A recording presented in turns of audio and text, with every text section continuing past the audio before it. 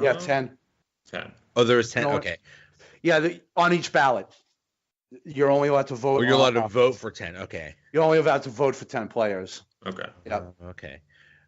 Yeah, I think the political views and everything that's showing, I think that definitely plays into it. It should, like you said, it shouldn't. It shouldn't. It makes no sense. Yeah. I mean, I did see Trump tweet that Schilling should be in. So that doesn't. Isn't that a shocker? As far as the political factor, that does not help things. But No. yeah. I mean, I think eventually he'll get in probably. And then we come to Clemens and Bonds, and they're actually close, at least on these ballots. Like Clemens is around 70%, and Bonds is around 70%. Ooh. Those are going to dip, but yeah. But I mean, I'm a huge Barry Bonds guy, and just because I don't knock him for not allegedly, he definitely did it, but because I personally like when players are on steroids, it's because it enhances the product. That's just me. But I mean, Barry Bonds' numbers are just absolutely preposterous.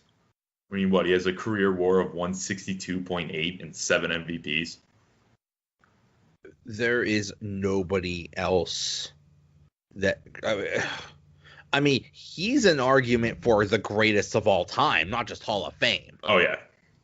I mean, good Lord. They would walk. If Bonds was up with the bases loaded, they would intentionally walk him. They would give up the run because they knew he would hit a grand slam. That's how good he was. I was watching a YouTube video the other day where bases loaded, bottom of the ninth. The Giants were losing by 2, and Bonds was up. They just walked him. Yeah. I would have, too. I mean, that dude is just scary. It sucks that I didn't get to watch most of his career because I didn't really start watching baseball till I was what was I? I was 9 years old, and that was 2007. So I'm an old fart.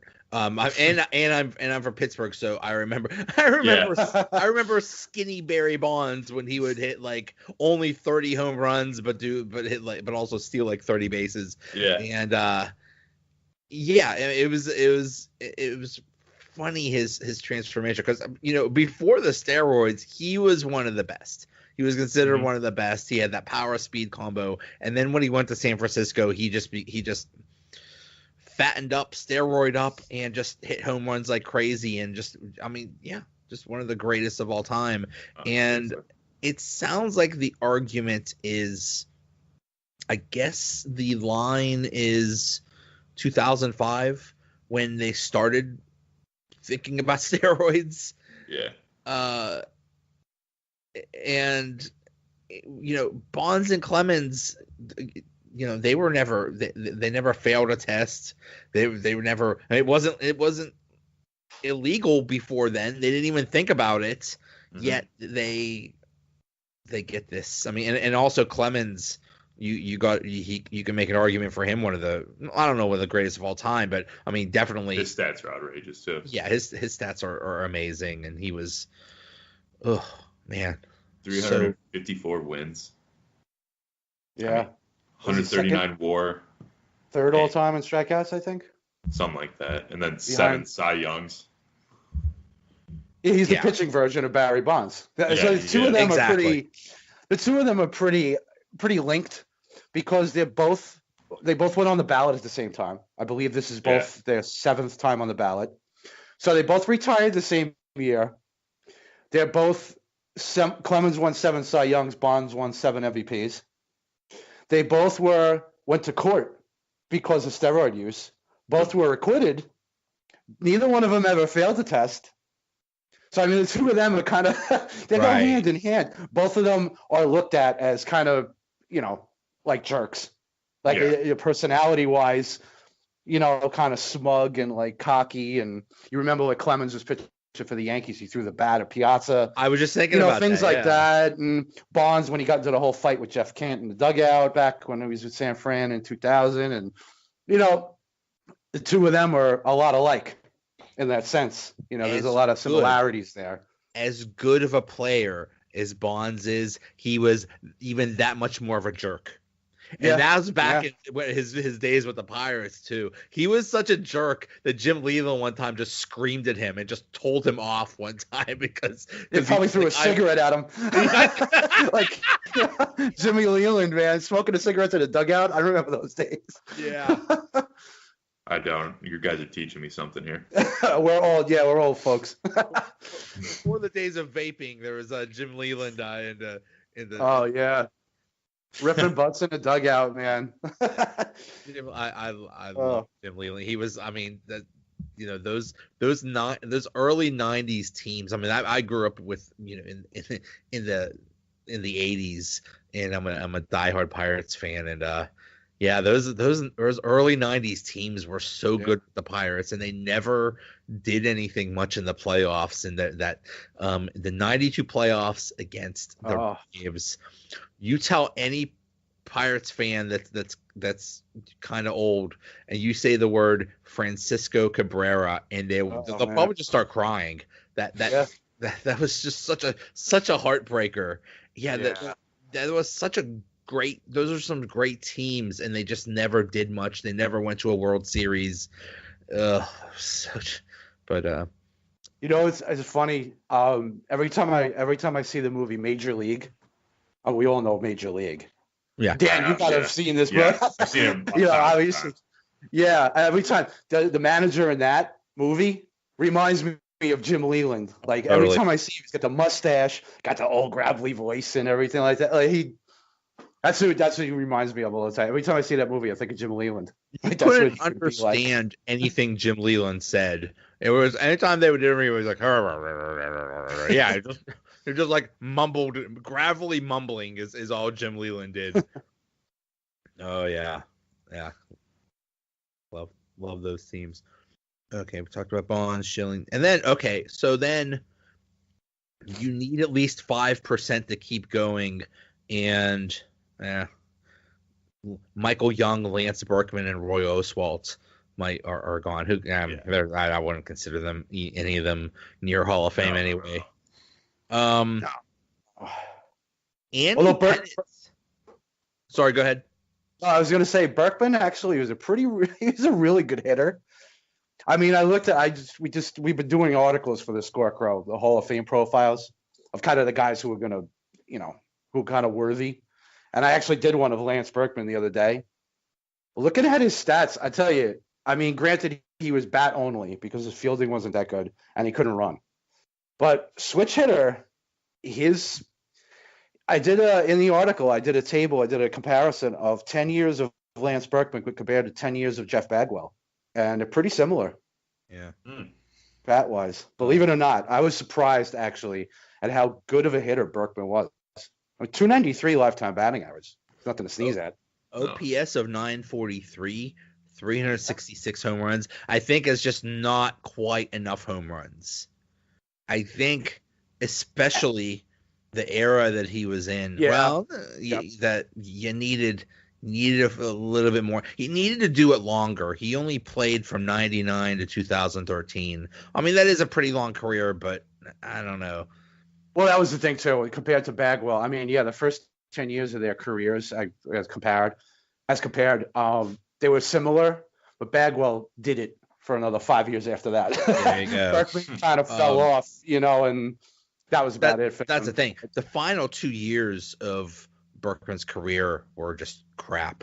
2012, he only had 81 at bats. 2013, his last year, he only had 256 at bats and just did crap. So really, it was, and then in 99 was his first year. And he only had 93 at bats. So really, you're looking at 2000 to 2011. So right. Yeah, he just didn't do it long enough. No.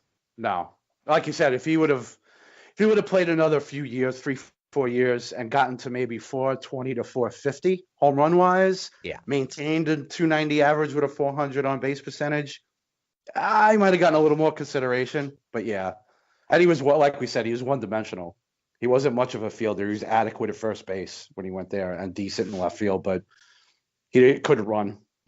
So How about Andy Pettitte? He has some pretty good numbers, or is he also caught up in the steroid stuff? I don't think he ever was. Like, not to my knowledge, I don't think. I think he admitted it, actually. Oh, did he? I think so. But he didn't take steroids to get stronger or anything. I think he did it to heal quicker or something like that. Yeah. Yeah, he had surgery. I forget when exactly it was. It was like early 2000s, I believe. He had surgery and missed part of the season. I'd have to look it up. I don't have the stats in front of me or the years in front of me. But when he came back after the whole Mitchell report came out in 2003 and all this stuff, he basically stood in front of the New York media and said, yeah, he used it to heal faster to try to get back. It was he was seen as kind of a one-time thing. Wasn't like he did it to prolong his career for another 10 years and be bigger and stronger, throw harder, stuff like that. He was kind of looked at as he came out, admitted it to the media, and this is why he did it. So he kind of got a pass on it. You know what I mean? So, yeah. But I still don't think Pettitte is a Hall of Famer. I'm sorry. I just didn't do it long enough. I just don't think he was that dominant. He was really good, but see, he was a good pitcher on really good teams.